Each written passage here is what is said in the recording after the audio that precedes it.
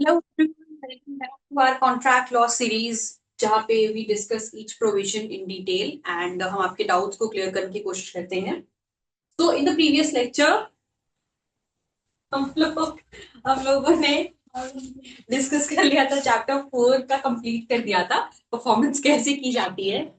And chapter 5 start कर दिया था जिसमें हम बात कर रहे थे क्वाजी कॉन्ट्रैक्ट्स की। क्वाजी कॉन्ट्रैक्ट्स क्या होते हैं? तो बेसिक हमने समझ लिया था कि क्वाजी कॉन्ट्रैक्ट्स होते क्या हैं एंड क्वाजी कॉन्ट्रैक्ट्स क्यों कहते हैं इन्हें, इसके पीछे का प्रिंसिपल क्या है, ये सारी चीजें हमने समझ ली थी। सो टू स्टार्ट विथ हमें एक्चुअली स्टार्ट करना था इन प्रोविजंस के साथ। तो चैप्टर 5 की जो प्रोविजंस है जिसमें सिर्फ 5 सेक्शंस हैं, सेक्शन 68 से लेके सेक्शन 72 तक, ये 5 सेक्शंस हमें डील करने हैं। इनमें से हर एक सेक्शन जो section 68 deals with one type of quasi contract, 69 deals with another type of quasi contract. So basically हर एक सेक्शन एक टाइप के quasi contract से डील करता है।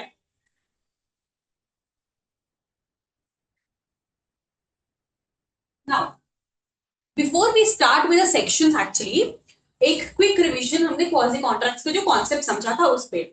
तो क्वाजी का मतलब मैंने लास्ट में बताया था लास्ट लेक्चर में कि क्वाजी का मतलब ही होता है रिजेम्बलेंस। अब रिजेम्बलेंस मतलब क्या? रिजेम्बलेंस मतलब एक जैसा दिखना, सिमिलर होना। ठीक है, सिमिलैरिटी जहां हो उसे हम रिजेम्बलेंस कहते हैं। सो इसे क्वाजी कॉन्ट्रैक्ट्स क्यों कह रहे हैं? क्योंकि यहाँ नाम देखिए क्लियर कर रहा है, of certain relations resembling those created by contracts. क्योंकि these relationships resemble that of a contract, of a formal contract, इसीलिए हम इसे क्वाजी कॉन्ट्रैक्ट्स कह रहे हैं। These are not real contracts but these look like और they are enforced like a formal contract. तो ये जो क्वाजी कॉन्ट्रैक्ट्स है ये बेस्ड होते हैं मेनली प्रिंसिपल पे जिसे हम कैसे कहते हैं अनजस्ट एनरिचमेंट। ठीक है, आगे ये तो इसके कंडीशंस हो गए, essentials, the principle of unjust enrichment. ये सबसे इंपॉर्टेंट है अनजस्ट एनरिचमेंट। अब अनजस्ट एनरिचमेंट क्या होता है? नाम ही है इसका अनजस्ट और एनरिचमेंट।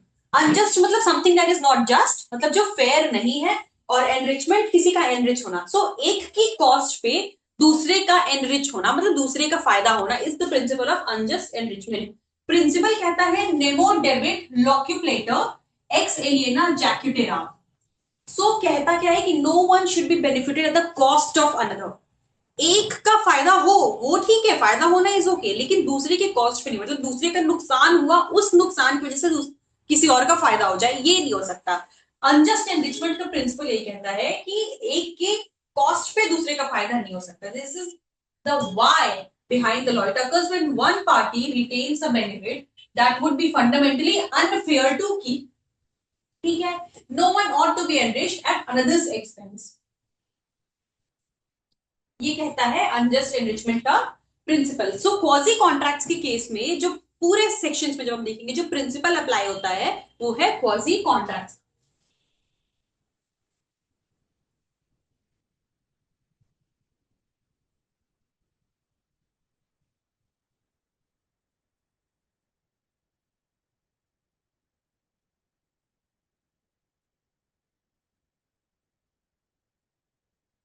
देखिए अब एक एक करके एसेंशियल्स पढ़ लेते हैं। सबसे पहले तो क्या है कि सबसे पहला एसेंशियल क्या हो गया? Absence of a formal contract. ठीक है, हमने समझा था कि absence of a formal contract का मतलब क्या हुआ कि जैसे एक वैलिड फॉर्मल कॉन्ट्रैक्ट बनता है, मतलब ऑफर, एक्सेप्टेंस, कंसिडरेशन, ये सारी चीजें ये क्वाजी कॉन्ट्रैक्ट्स में ये एसेंशियल्स मिसिंग होते हैं। अब क्योंकि ये एसेंशियल्स मिसिंग है इसीलिए हम कह रहे हैं absence of a formal contract. Formally ये कॉन्ट्रैक्ट की तरह नहीं होता है लेकिन हालांकि दिखता है। ठीक है, तो सबसे पहला एसेंशियल। दूसरा हमने समझा जो सबसे इंपॉर्टेंट, इस प्रिंसिपल पे अलग से भी क्वेश्चंस आते हैं अनजस्ट एनरिचमेंट पे। सो ये बहुत इंपॉर्टेंट प्रिंसिपल हो गया अनजस्ट एनरिचमेंट। पूरा क्वाजी कॉन्ट्रैक्ट का कॉन्सेप्ट इसी प्रिंसिपल पे ही बेस्ड है। तीसरा एसेंशियल हो गया लीगल ऑब्लिगेशन नॉट मॉरल। हालांकि कोई फॉर्मल कॉन्ट्रैक्ट नहीं है, फॉर्मल कॉन्ट्रैक्ट की एब्सेंस है, लेकिन जो रिलेशनशिप बना उसका नेचर ऐसा है कि कॉन्ट्रैक्ट उसको एक लीगल ऑब्लिगेशन मान के चलता है। while rooted in fairness the obligations legal duty enforceable in court. Court एक लीगल ड्यूटी ही मान के चल रहा है। फॉर्मल रिलेशन नहीं है तो क्या हुआ, लेकिन ड्यूटी जो है वो लीगल ड्यूटी है, आपको पूरी करनी है वो।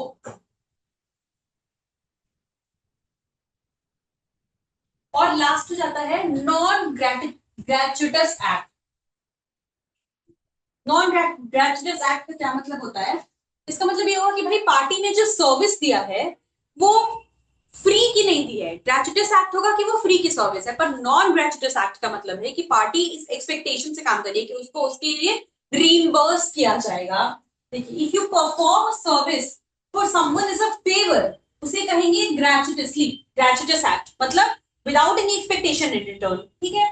लेकिन जब क्वासी कॉन्ट्रैक्ट की बात करते हैं तो यहाँ पे एक रीइंबर्समेंट की एक्सपेक्टेशन है, एक्सपेक्टेशन ऑफ पेमेंट। देखिए, एक्सपेक्टेशन ऑफ रीइंबर्समेंट होता है, the party providing the goods और service must not have intended them to be a gift. यहाँ पे मतलब नॉन ग्रेचुटस एक्ट है। नॉन ग्रेचुटस का मतलब ही है कि यहाँ पे रीइंबर्समेंट की एक्सपेक्टेशन है। दो तरीके के एक्ट्स हो गए, ग्रेचुटस, यहाँ पे कहते हैं ग्रेचुटस और नॉन ग्रेचुटस।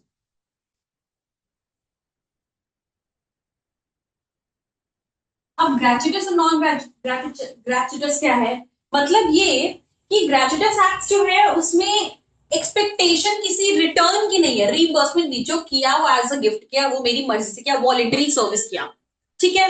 लेकिन नॉन ग्रेचुटस सर्विसेज जो है वहां पे रीइंबर्समेंट की एक्सपेक्टेशन है। वो क्योंकि हमारा इक्वेशन ऐसा है, हमारा रिलेशनशिप इस तरीके का है कि आई रेंडर्ड दैट सर्विस और डिलीवर्ड दैट गुड्स व्हाटएवर, लेकिन फ्री का नहीं है वो, that is with an expectation of reimbursement.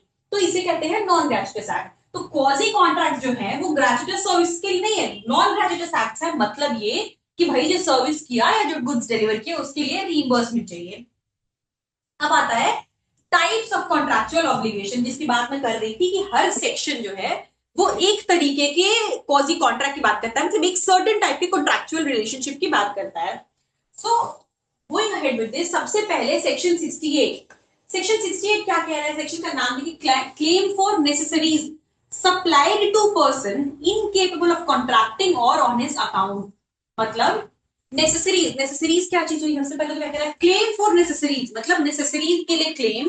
यहाँ पे सबसे पहले तो क्लेम तो हमें पता है, ठीक है, क्लेम करना। नेसेसरीज का क्या मतलब है? सबसे पहले claim for necessaries supplied to a person, जो किसी को सप्लाई किए गए हैं, incapable of contracting or on his account, जो कि खुद इनेबल है, अनकेपेबल है वो, इनकेपेबल है वो कॉन्ट्रैक्ट करने के लिए, तो उसके लिए जो नेसेसरीज प्रोवाइड की गई है, उसको सप्लाई किया गया है, उसके लिए भाई क्लेम करना। ये सेक्शन क्या कहता है? देखिए, ऑब्लिगेशन है क्या? हमने क्या कहा कि नेसेसरीज, पहले तो क्या चीज है? नेसेसरीज मतलब वो जरूरी चीजें जो लाइफ के सस्टेनेंस के लिए जरूरी है। जैसे अगर एक इंसान है जो चल फिर नहीं सकता है खुद, ठीक है, तो आप उसको कोई गुड्स, मतलब उसको खाने की चीजें डिलीवर कर रहे हो या उसको पहनने के कपड़े डिलीवर कर रहे हो, तो ये नेसेसरीज है। मतलब the things, the supplies that are essential for the sustenance of life, उसे हम कहेंगे नेसेसरीज, ठीक है। The supplies that are essential for the sustenance of a life, उसे हम नेसेसरीज कहते हैं। तो ऐसे इनकेपेबल, यहाँ पे इनकेपेबल ऑफ कॉन्ट्रैक्टिंग की बात की गई है, ऐसे लोग जो खुद कॉन्ट्रैक्ट नहीं कर सकते, उनको अगर कोई सप्लाईज प्रोवाइड, उनको अगर कोई नेसेसरीज की सप्लाई की गई है, उनको दिया गया है, तो उसके लिए क्लेम करने के बारे में ये सेक्शन बात करता है। तो सेक्शन इन शॉर्ट कहता क्या है कि it is the obligation of incapable person. वो खुद कॉन्ट्रैक्ट तो कर नहीं रहे हैं, लेकिन उनकी ये ऑब्लिगेशन है of reimbursement for the supply of necessaries, ठीक है। अब आप खुद कॉन्ट्रैक्ट भले नहीं कर रहे हो, लेकिन अगर आपको वो चीज प्रोवाइड की गई है, सप्लाई की गई है, तो it is your obligation, your duty to reimburse for that, उसका रीइंबर्समेंट करना आपकी रिस्पॉन्सिबिलिटी बनती है।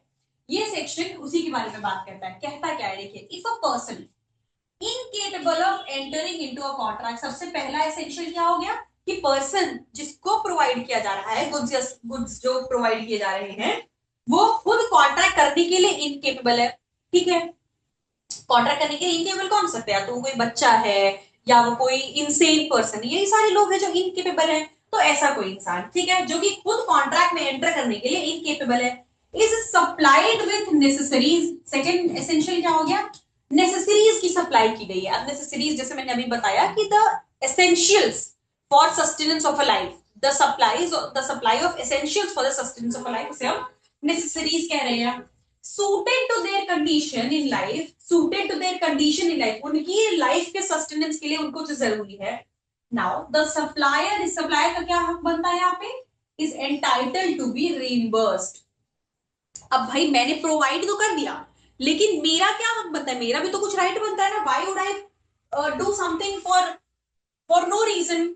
मेरी भी तो कुछ एक्सपेक्टेशन है। हमने इसमें कहा भाई क्वाजी कॉन्ट्रैक्ट में हम देख रहे हैं नॉन ग्रेचुटस एक्ट्स हैं। नॉन ग्रेचुटस एक्ट से मतलब ही है कि भैया मेरी एक्सपेक्टेशन है, तो if I am delivering you, ठीक है, आपकी आपकी हालत ऐसी है कि आप खुद वो चीजें कर नहीं सकते, तो I am providing you with the necessaries, तो मेरी एक्सपेक्टेशन ये है कि you reimburse me for what I have given to you, what I have provided, supplied. If a person incapable of entering into a contract or anyone whom he is legally bound to support, ठीक है, अगर कोई इंसान, पहला part क्या कर रहा है, इफ अ पर्सन, अगर कोई इंसान क्या करता है, incapable of entering into a contract, जो कि खुद इनकेपेबल है कॉन्ट्रैक्ट में एंटर करने के लिए, और anyone whom he is legally bound to support, या तो खुद इनकेपेबल है या फिर किसी को सपोर्ट करना है, ठीक है, जिसको वो ऑब्लिगेटेड सपोर्ट करने के लिए, whom he is legally bound to support, जिसके लिए करना जरूरी है, is supplied by another person with necessaries suited to his condition in life, उसे necessaries की सप्लाई की जाती है, तो the person who has furnished such supplies is entitled to reimbursement from the property of such incapable person। ठीक है, तो क्या कह रहा है कि अगर एक पर्सन है, ठीक है, या तो वो खुद इनकेपेबल है, ठीक है, या तो वो खुद ही इनकेपेबल है, या उसे किसी को कुछ प्रोवाइड कराना है जो कि उसकी लीगली बाउंड है, वो किसी उसको कुछ प्रोवाइड कराने के लिए, ठीक है, और एक दूसरा इंसान है जो उसे वो सारी चीजें जो नेसेसरीज है उसकी सप्लाई करता है, वो देता है, वो चीजें लाइफ सस्टेनेंस के लिए चीजें देता है, तो जिस इंसान ने प्रोवाइड करी है चीजें, उसका ये राइट बनता है कि उसने जो किया, जो भी प्रोवाइड किया, जो नेसेसरीज की सप्लाई करी, उसके लिए उसे रीइंबर्स किया जाए, और जो पर्सन है जिसके लिए किया गया, जो इनकेपेबल पर्सन जिसके लिए सारी चीजों को सप्लाई किया गया, वो क्या करेगा कि अब वो खुद नहीं कर सकता, खुद रिइंबर्समेंट नहीं करेगा, उसका क्या यहाँ पे, उसकी क्या ड्यूटी बनती है, who has furnished such supplies entitled to be reimbursed from the property of such incapable person। वो खुद पर्सनली नहीं, उसकी प्रॉपर्टी लायबल होगी, मतलब जो इनकेपेबल पर्सन है वो पर्सनली नहीं लायबल होगा, मतलब उसे खुद नहीं देना है अपने पास से, पर उसकी प्रॉपर्टी से उसका रीइंबर्समेंट किया जाएगा। प्रॉपर्टी से कैसे, उसको बेच के या उसके रेंट से या जो भी, मतलब इस तरीके से, ठीक है, तो उसकी प्रॉपर्टी से उसका रीइंबर्समेंट किया जाएगा। जैसे एग्जांपल देखिए, ए सप्लाइज बी अ ल्यूनेटिक, ए और बी दो पार्टी हैं, जिसमें ए जो है वो सप्लायर है और बी जो है वो ल्यूनेटिक है, ठीक है, बी ल्यूनेटिक है। ल्यूनेटिक कौन हो गया, ये बी इंसेन की कैटेगरी में आता है, ठीक है, इडियट्स, ल्यूनेटिक, ये सारे इसी के टाइप्स में आते हैं, इंसेन के।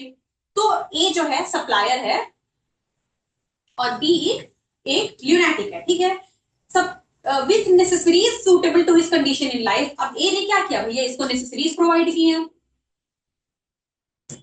ठीक है,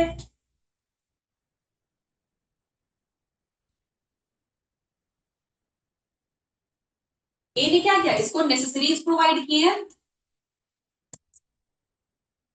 तो यहाँ पे अब क्या होगा, ए का क्या राइट है, A is entitled to be reimbursed from B's property. यहाँ पे ए का क्या राइट बनता है कि बी की जो प्रॉपर्टी है उससे उसको फिजिकली तो क्योंकि वो कर नहीं सकता, ठीक है, पर्सनल लाइबिलिटी उसकी नहीं बनती है, लेकिन उसकी प्रॉपर्टी से उसकी एंटाइटल्ड है ए रीइंबर्समेंट के लिए।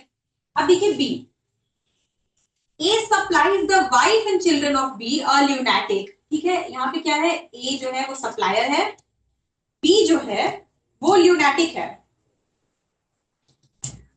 ये क्या करता है कि ल्यूनेटिक के वाइफ एंड चिल्ड्रन को सप्लाईज प्रोवाइड करता है। इसमें क्या कहा, या तो खुद जो कि ल्यूनेटिक है वो, मतलब जो इनकेपेबल है वो, या जो कि उस जिसको वो लीगली बाउंड है प्रोवाइड करने के लिए, तो या तो खुद ल्यूनेटिक वाला हमने एग्जांपल ये देखा, या वो बाउंड है सपोर्ट करने के लिए अपनी वाइफ को, अपनी वाइफ को और बच्चों को, तो बी की वाइफ वो बच्चों को नेसेसरीज प्रोवाइड करता है। यहाँ पे भी now A is entitled to be reimbursed from B's property, ठीक है, जैसे मतलब खुद कह रहा है कि या तो आप खुद ही इनकेपेबल हो, या फिर आप बाउंड हो कि करने के लिए, आपकी फैमिली हो सकती है, आपको सपोर्ट करना है, आपके पेरेंट्स, आपके बच्चे, आपकी वाइफ, कोई भी ऐसा इंसान जो कि आप पे डिपेंडेड है, आपको जिसको सपोर्ट करना है, तो या तो खुद इनकेपेबल हो या आपको किसी को सपोर्ट करना है, ठीक है, उस केस में जो सप्लायर है उसको वो एंटाइटल्ड है कि जिस पर्सन को वो नेसेसरीज प्रोवाइड कर रहा है, जिस इनकेपेबल पर्सन को, उसकी प्रॉपर्टी से उसका रीइंबर्समेंट किया जाए।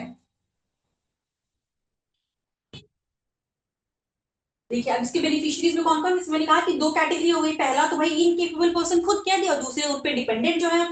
तो की बेनिफिशियरी कौन आ गया, इनकेपेबल यही दो लोग हो गए, माइनर हो जाएंगे, या insane person of unsound mind, क्योंकि incapable of entering into contract कह रहा है, तो यही हो जाएंगे ना भाई, इनेबिलिटी किसकी किसकी है, या तो माइनर्स की है या इनसेन पर्सन जो है उनकी। और दूसरी किसकी कह रहा है, जो डिपेंडेंट है, मतलब जो इंसेन पर्सन जिसको सपोर्ट करने के लिए लायबल है, लीगली बाउंड है, anyone whom the incapable person is legally bound to support। एक तो खुद इनकेपेबल है अपने लिए, या उसको सब किसी और को सपोर्ट करने के लिए अगर वो बाउंड है, जैसे फैमिली ऑफ अ पर्सन, ठीक है, वो खुद इंसेन है लेकिन उसके पेरेंट्स हैं, उसको उसको सपोर्ट करना है, तो वहां पे जो सप्लायर है, सप्लायर को वो अपनी प्रॉपर्टी से रिइंबर्स करेगा, यही कह रहा है। अब इस सेक्शन के एसेंशियल्स क्या हो गए, सबसे पहले जैसे हमने देखा कि भाई सप्लाई ऑफ नेसेसरीज, नेसेसरीज की सप्लाई, जैसे क्या है, गुड्स और services provided must be necessaries, क्या आ जाएंगे, फूड, क्लोथिंग, मेडिकल केयर, ये सारी चीजें जो लाइफ के सस्टेनेंस के लिए जरूरी है।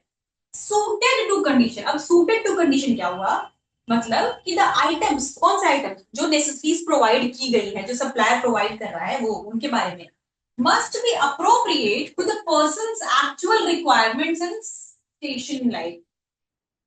मतलब जिस बात, जिस इंसान की बात, I think not station, this should be satisfaction,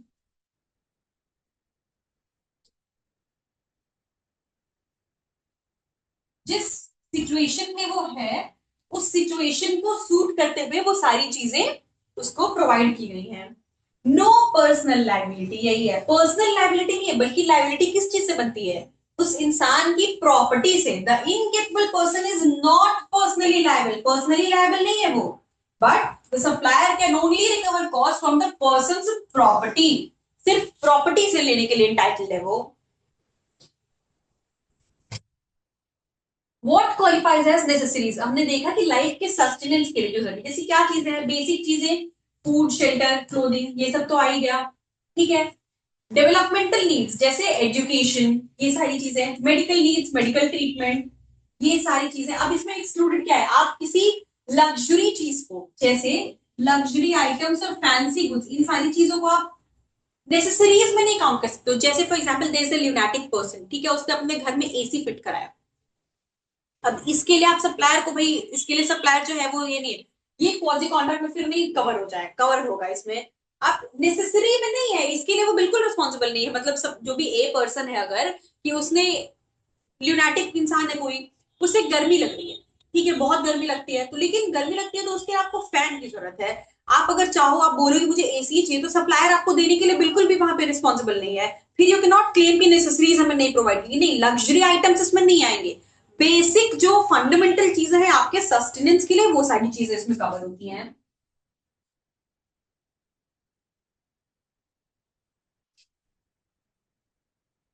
इसमें अब नेचर क्या है, लाइबिलिटी का नेचर क्या है, कॉन्ट्रैक्चुअल नहीं है, कैसा है, क्वाजी कॉन्ट्रैक्चुअल है, जैसा हमने देखा, क्योंकि क्वाजी कॉन्ट्रैक्ट के अंदर है, तो not contractual but quasi contractual liability.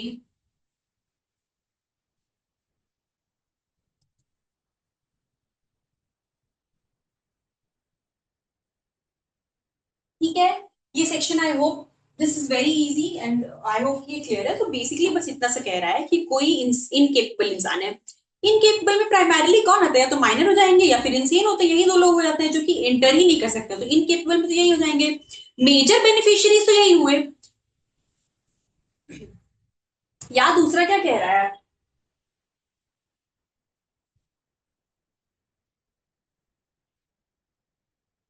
या तो वो खुद ही इनकेपेबल है, या फिर क्या दूसरा कंडीशन क्या कह रहा है, उस जो इनकेपेबल इंसान है वो लीगली बाउंड है किसी को करने के लिए, तो उस केस में जो सप्लायर जो भी नेसेसरीज प्रोवाइड करेगा वो एंटाइटल्ड है कि जो इनकेपेबल इंसान है उसकी प्रॉपर्टी से उसको रीइंबर्स किया जाए, ठीक है।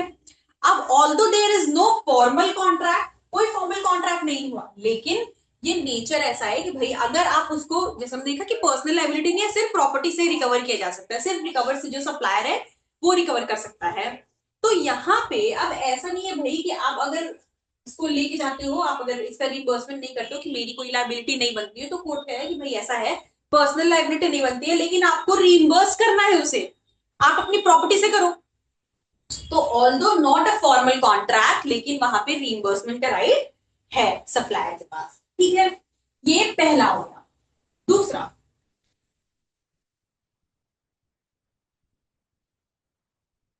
दूसरा आता है सेक्शन 69। ये हो गया हमारा पहला टाइप ऑफ क्वाजी कॉन्ट्रैक्ट। ठीक ठीक, क्या? सप्लाई, सप्लाई ऑफ नेसेसरीज, पहला हो गया। दूसरा, reimbursement of person paying money due by another in payment of which he is interested। क्या कह रहा है? reimbursement of person paying money due by another, मतलब किसी और का पैसा ड्यू था, पेमेंट किसी और ने किया, ठीक है। मान लीजिए ए और दो लोग हैं, बी दो लोग, ए और बी, ठीक है। ए जो है वो डेटर है, बी जो है वो क्रेडिटर है, ठीक है। अब डेटर है मतलब ए ने बी का पैसा ले रखा है, क्या रहा है? Reimbursement of person paying money due by another. Debtor A है, इसके जगह पे टी आके अगर पैसे दे देता है, टी क्या करता है कि बी को पैसे दे दिया इसने ए के बदले,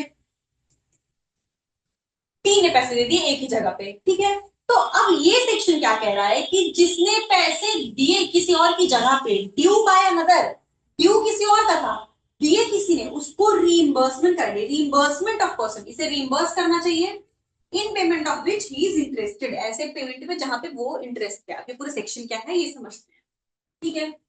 A person who is interested in the payment of money which another is bound by law to pay। अब interested in the money का क्या मतलब है, ये भी हम आगे समझेंगे। बेसिकली कह रहा है कि पैसा किसी और का ड्यू है, ठीक है, लेकिन तीसरा इंसान जो कि उस पेमेंट में इंटरेस्टेड है, अब विल अंडरस्टैंड दिस ऑल्सो, वो आके बीच में पेमेंट क्लियर कर देता है, जिसका ड्यू था उसके बिहाफ पे वो पेमेंट कर देता है, तो वहां पे क्या होगा? That person is entitled to be reimbursed by the other. अब यहाँ टी ने पैसे तो दे दिए बी को, डेटर कौन था? ए था, क्रेडिटर था बी, ठीक है। लेकिन टी क्या किया, क्योंकि was interested in that entire payment, will understand this again, तो इसने क्या किया कि ए के बिहाफ पे टी को, बी को पूरे पैसे दे दिए टी ने, ठीक है। अब क्योंकि टी ने दे दिए, ए का डेट तो निकल गया पूरा, लेकिन अब ए जो है वो क्या है, वो लायबल है टी को पूरा पेमेंट करने के लिए। सेक्शन 69 यही बात कह रहा है। गोल क्या है देखिए, अगेन जैसे हमने समझा था इस चीज को कि भाई अनजस्ट एनरिचमेंट के प्रिंसिपल पे पूरा बेस्ड होता है। जैसे हमने 68 में देखा कि भैया किसी ने तुम्हारी आके मदद करी तो उसको उसके पैसे दोगे ना, यहाँ भी तो एक के कॉस्ट पे दूसरे का फायदा नहीं हो सकता, जो ठीक है इनकेपेबल हो, आपकी हमने मदद करी, तो आपका फायदा हुआ, लेकिन मेरा घाटा क्यों हो? मुझे घाटा नहीं होना चाहिए ना, तो इसलिए रीइंबर्समेंट, अनजस्ट एनरिचमेंट। अगेन यहाँ भी 16 में to prevent unjust enrichment where goal, जो सेक्शन का ऑब्जेक्टिव है वो क्या है, क्यों बनाया गया था? Where a debtor's liability is cleared by a third party, जैसे हमने देखा थर्ड पार्टी ने आगे कर दिया, without the third party being paid back.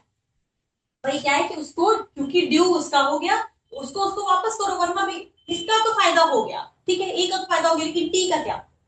T को तो लॉस हो गया। अब देखिए एसेंशियल्स क्या क्या है इस सेक्शन के। तो सबसे पहले जैसा हमने सुना कि भाई एक थर्ड पार्टी आके पेमेंट कर रही है, लेकिन ऐसे पेमेंट में जहां वो इंटरेस्टेड है, इसका क्या मतलब हुआ? सबसे पहला एसेंशियल कहता है कि भाई the payer must be interested, which means they don't have to be legally bound to pay. बाध्य नहीं है करने के लिए, टी बाध्य था नहीं, एक थर्ड पार्टी है, बिल्कुल बाध्य नहीं है करने के लिए, लेकिन they must have a stake in the payment being made, लेकिन उनको लग रहा है कि ये जो पेमेंट है इसमें उनको कहीं से फायदा नजर आ रहा है। तो जब अपना फायदा कहीं से दिख रहा है, तब जाके वो उसमें बीच में कि भाई ठीक है रुको रुको, तुम्हारे बदले मैं पेमेंट कर देता हूं, और इन एक्सचेंज उनको क्योंकि उस चीज में कोई फायदा नजर आया, ठीक है, तो अपना फायदा दिख रहा है, कहीं कोई इंटरेस्ट है अपना, इसलिए जो थर्ड पार्टी है वो बीच में आके पेमेंट करती है दूसरे के बिहाफ पे, और जिसके बिहाफ पे करती है जो डिफेंडेंट है must be bound by law. जो डेटर है भाई उसको तो पैसे देने ही है, the other party must have been legally obligated to pay the amount. अब डेट ली हो तो उसको वापस तो करोगे ही। Payment must be bona fide, it must be made in good faith to protect an interest, ठीक है, और the payment must be voluntary, mere intermeddler और volunteer who page out of charity can not claim reimbursement. अगर charity सोच के दिया गया है, चैरिटी के लिए दिया गया है, तो फिर आप नहीं कर सकते, तो फिर आप उसको रिम्बर्समेंट नहीं कर, आपको रिम्बर्समेंट नहीं मिलेगा। लेकिन आप इंटरेस्ट से उस चीज में, आपका कोई इंटरेस्ट है, पर्सनल इंटरेस्ट है, उस वजह से you entered and you said कि नहीं ठीक है वेट आल पे ना, तो फिर आपका रिम्बर्समेंट का राइट बनता है।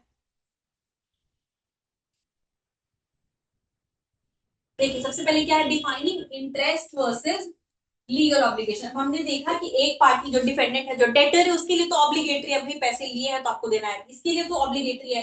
लेकिन जो थर्ड पार्टी बीच में आ रही है, वी आर सेइंग कि इंटरेस्टेड है, हमें समझना है कि उस ट्रांजैक्शन में वो कहीं से इंटरेस्टेड है, उसके लिए वो बाउंड नहीं है लेकिन इंटरेस्टेड है। तो है क्या, the person, does the person paying doesn't need a legal liability. ठीक है, यहां तक तो क्लियर, हमें पता है कि लीगली बाउंड नहीं है वो करने के लिए, बाउंड तो defendant actually, but they just need to show that their interest, क्या interest, property, legal rights or financial safety would have been jeopardized if the payment wasn't made। मतलब वो दिखाएंगे कि भैया अगर मैं पेमेंट नहीं करता ना तो ऐसा था कि जो प्रॉपर्टी थी उस पे किसी तरीके का नुकसान हो सकता था। क्या कह रहा है, they just need to show that their interest, interest तो क्या हो सकता है कि भाई मेरी फाइनेंशियल सेफ्टी या ये प्रॉपर्टी मेरी जो है उनकी property would have been jeopardised if the payment wasn't made.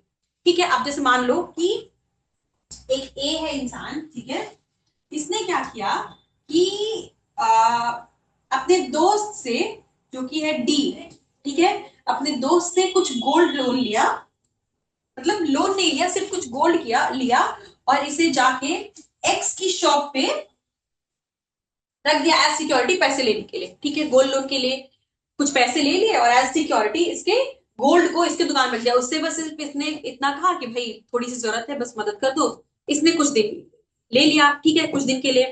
अब इसने किया क्या, इसने भी दोस्ती में आके कि चलो ठीक है वापस कर देना कह के दे दिए।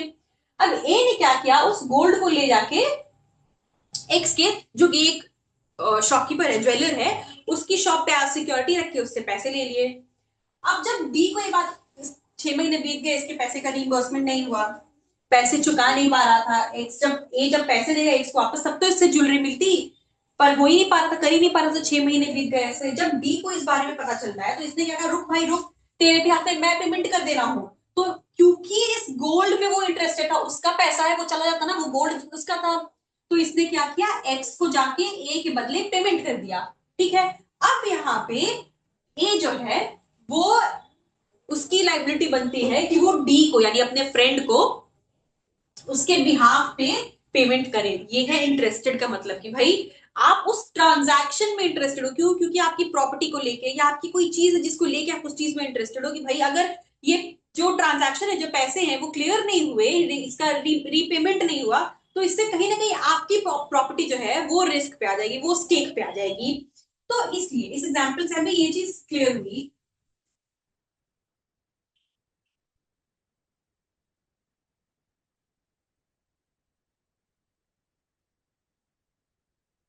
देखिए एग्जाम्पल के तौर पे जैसे क्या दिया हुआ है इसका, a tenant paying the municipal taxes of a landlord.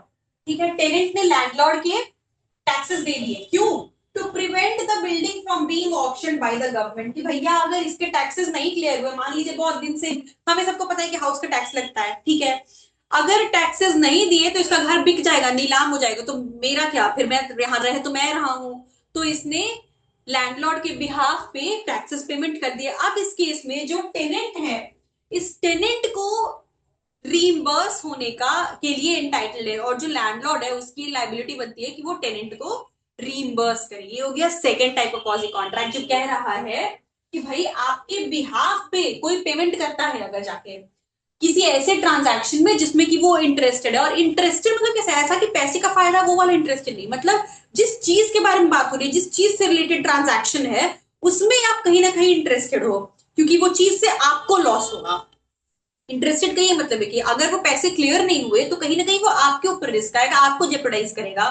तो इसलिए आपने क्या किया कि दूसरे पर्सन के बिहाफ पे, जिसका डेट है उसके बिहाफ पे, you as a third person आपने जाके पैसे क्लियर किए। In that case you as a third person are again entitled for reimbursement. तो आपको जिसका डेट है, जो मेन डिफेंडेंट है, वो आपके पैसे को रीइंबर्स करने के लिए लायबल है।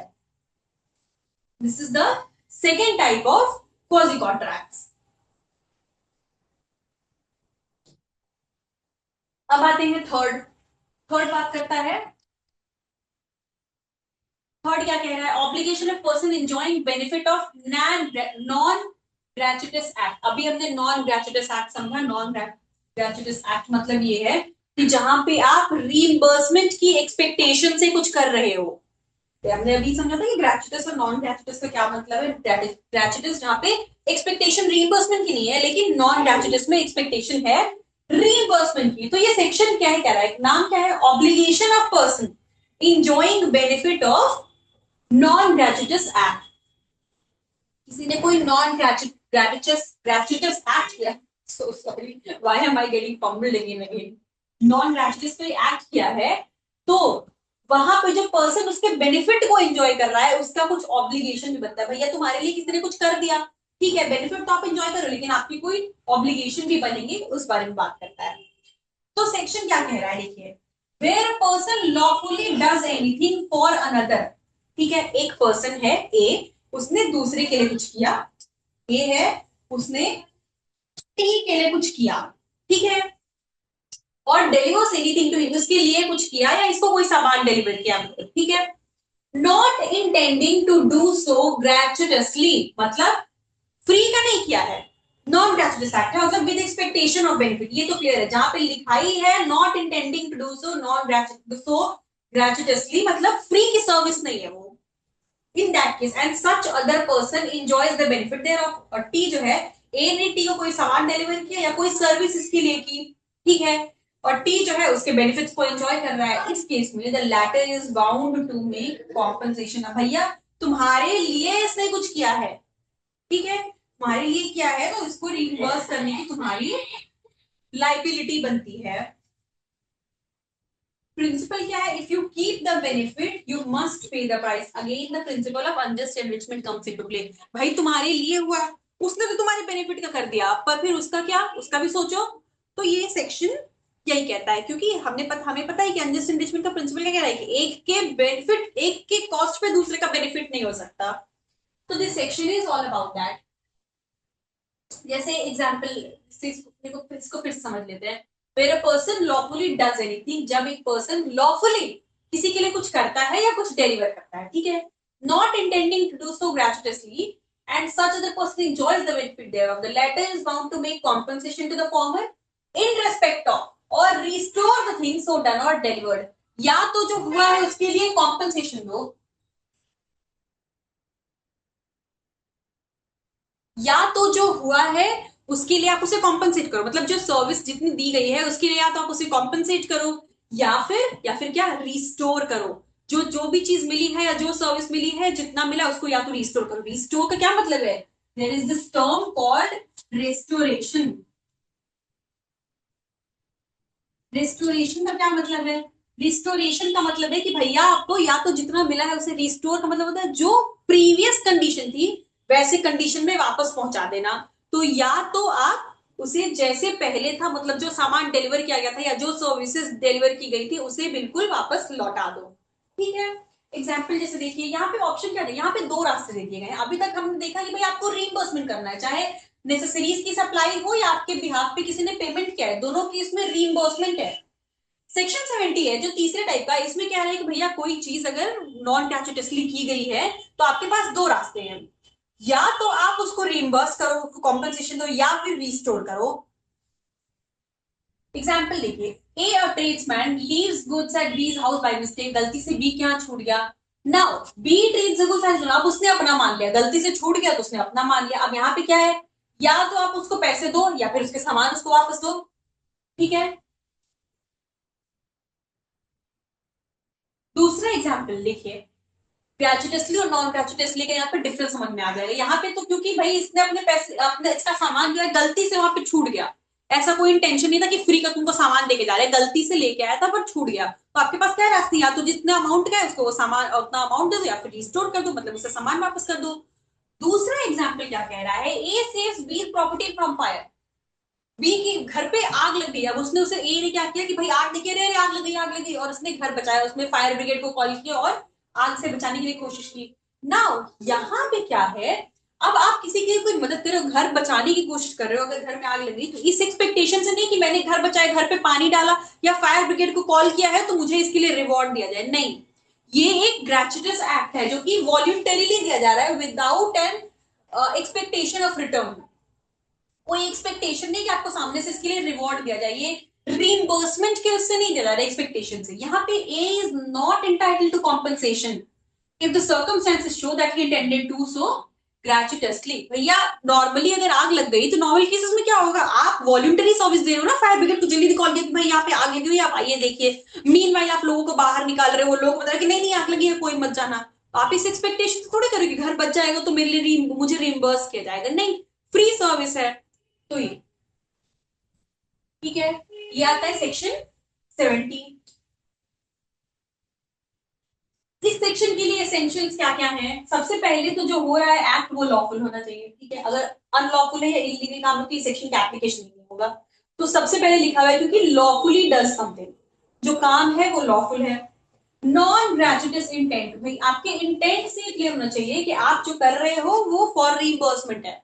अगर आपके इंटेंट से लगता है कि नॉन ग्रेचुटस, आपके एक्ट से आपके इंटेंट से लगता है कि वो ग्रेचुटस एक्ट है तो वहां पे फिर रीइंबर्समेंट की एक्सपेक्टेशन नहीं हो सकती है।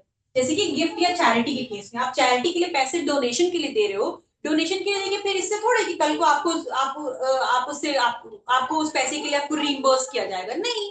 या रिवॉर्ड दिया जाएगा, नहीं, ऐसा कोई एक्सपेक्टेशन नहीं है। चैरिटी के तौर पे, डोनेशन के तौर पे दे रहे हो उस चीज को। थर्ड कहता है एंजॉयमेंट ऑफ बेनिफिट।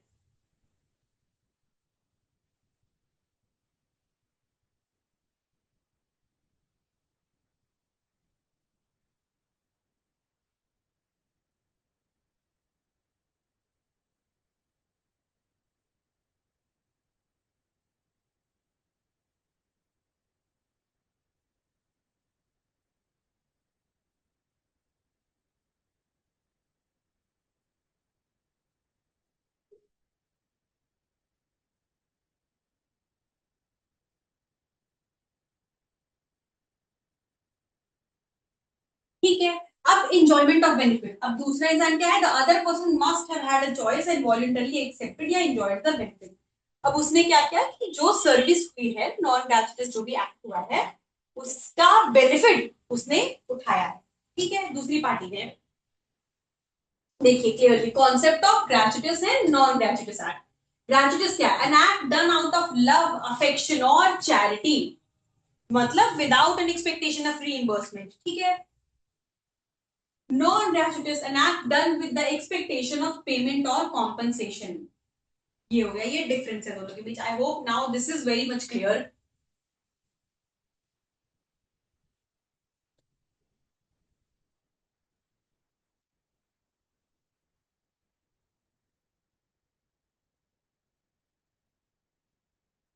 अब यहाँ पे एक प्रिंसिपल आता है जो हमने पहले पढ़ा था, हमने जब जब हम रेमेडीज कर रहे थे, डिस्चार्ज ऑफ कॉन्ट्रैक्ट के लिए रेमेडीज पढ़ रहे थे, हमने एक कॉन्सेप्ट पढ़ा था क्वांटम मेरिट।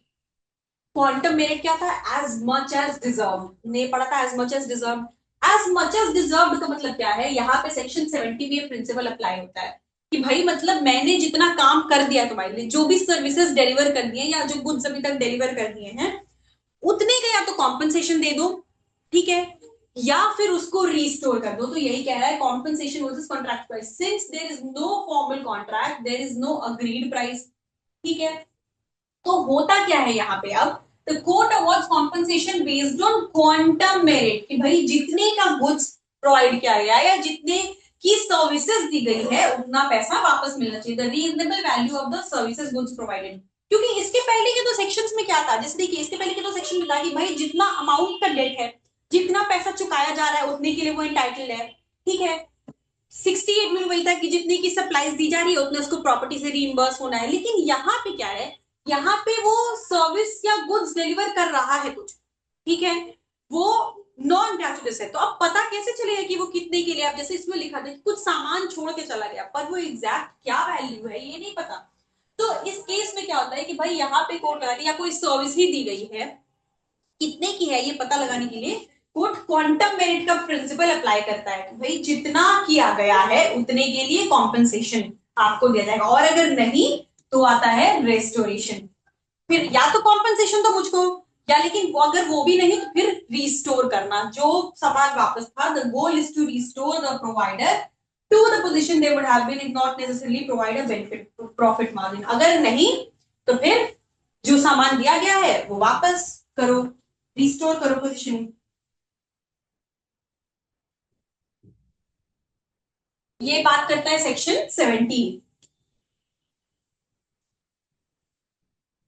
अब आते हैं सेक्शन 71 पे। ये एक इंपॉर्टेंट कॉन्सेप्ट है फाइंडर ऑफ गुड्स का, ठीक है। बहुत छोटा सा है लेकिन बहुत इंपॉर्टेंट कॉन्सेप्ट है, finder of goods, section 71 type 4 of quasi contract. Finder of goods का क्या है मतलब? फाइंडर ऑफ गुड्स मतलब जिसे सामान मिला, खोया पाया, जैसे हम जनरली बोलते हैं मेरा पर्स गिर गया, किसी और को मिला, ठीक है, वो जिसे मिला वो हो गया फाइंडर ऑफ गुड्स। अब उसकी क्या रिस्पॉन्सिबिलिटी बनती है? वही कह रहे section 71, responsibility of finder of goods.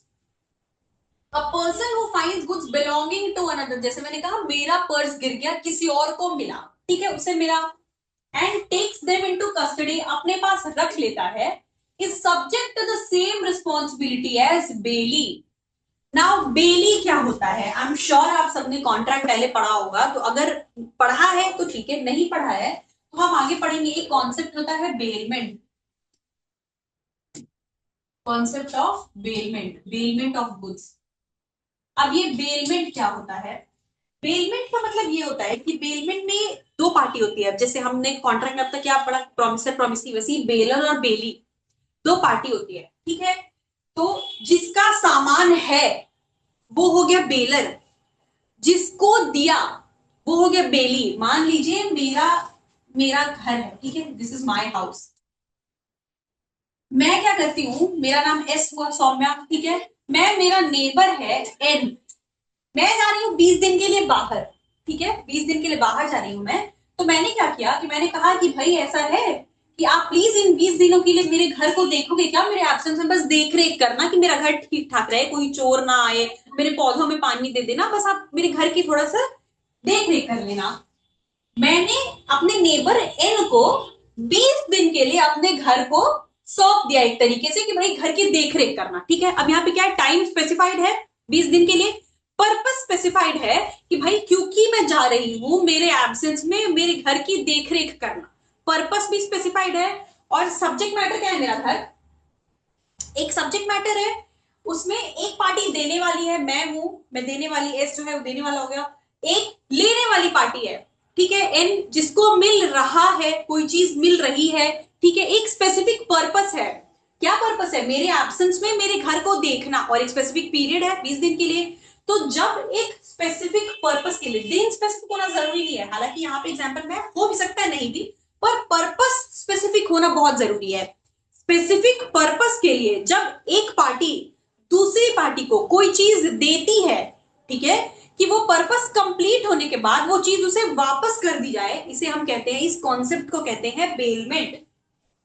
मतलब एक स्पेसिफिक पर्पस के लिए एक पार्टी जब दूसरी पार्टी को कोई चीज देती है कि उस पर्पस के कंप्लीट होने के बाद उसे वो चीज वापस कर दी जाए, हमने इसे बेलमेंट कहा। अब इस कॉन्सेप्ट में जो पार्टी सामान दे रही है, प्रॉपर्टी गुड्स कुछ भी है जो दे रही है, डिलीवर कर रही है, वो हो गया बेलर, और जिसे मिल रहा है जो रिसीविंग एंड पे है वो हो गई बेली, ठीक है।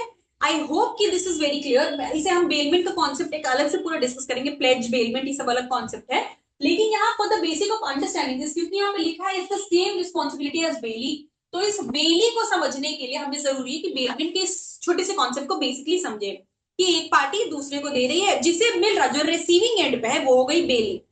तो ये सेक्शन क्या रहा है कि भाई जिसे कोई सामान मिलता है, जो फाइंडर ऑफ गुड्स है, उसकी रिस्पॉन्सिबिलिटी क्या होगी कि वो उसकी रिस्पॉन्सिबिलिटी उस पर्टिकुलर सामान गुड्स के रेफरेंस के रिगार्डिंग उसकी रिस्पॉन्सिबिलिटी बेली की तरह होगी। अब बेली का क्या काम है?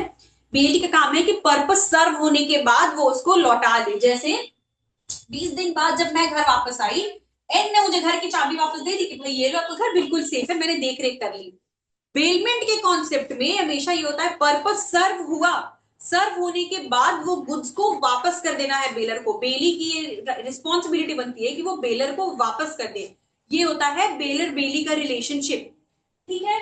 तो यहाँ पे मेरे आने के बाद मैं लौटी, मेरा काम खत्म हुआ 20 दिन बाद जब मैं वापस आई, एन ने मुझे आके घर पे मेरी चाबी दे दी कि भाई ये लो आपका घर सही सलामत है, बिल्कुल आप देख लो, जैसे देख छोड़ के गए थे बिल्कुल वैसे ही मैंने पूरी देख रेख की है इसकी। ये हो गया बेली, एन जो है वो बेली, और मैं एस जो है वो बेलर, मतलब the person who is delivering is the baler, the person who is at the receiving end who is getting is the belly. ठीक है। अब बेली की रिस्पॉन्सिबिलिटी, क्योंकि लिखा है सेम एज बेली, तो बेली की रिस्पॉन्सिबिलिटी होती क्या है, वंस द पर्पस इज सर्व, यहां मैं वापस आ गई, मेरा पर्पस सर्व हो गया, ठीक है, मैं वापस आ गई, उसने घर की देखरेख कर ली, पर्पस यही था ना कि मेरे एब्सेंस में घर देखना, मैं वापस आई, घर की देखरेख कर ली, उसके बाद घर की चाबी लौटा दी, पर्पस सर्व हो गया, तो मुझे सामान, मेरी प्रॉपर्टी वापस मिल गई। यही है बेली की responsibility, once the purpose is serve return the goods to the bailor. तो ये responsibility of finder of goods क्या कह रहा है कि भाई जिसे कोई सामान जो किसी और की है, बिलोंगिंग टू अनदर, मिलती है और उसको अपने पास कस्टडी में रखना, मतलब सिर्फ अपने पास रखता है, अपना बना के नहीं, पर सिर्फ अपने पास, अपनी कस्टडी में, अपनी चार्ज में, अपनी देख रेख में रखता है, उसकी रिस्पॉन्सिबिलिटी बेली की तरह बनती है कि भाई जब पर्पस पूरा हो जाए, पर्पस क्या पूरा हो जाए, मतलब जब उसे इंसान मिल गया कि जिसका है वो उसे सामान लौटा दे, उसकी रिस्पॉन्सिबिलिटी वही है कि वो सामान उसे लौटा दे जिसका वो एक्चुअली है।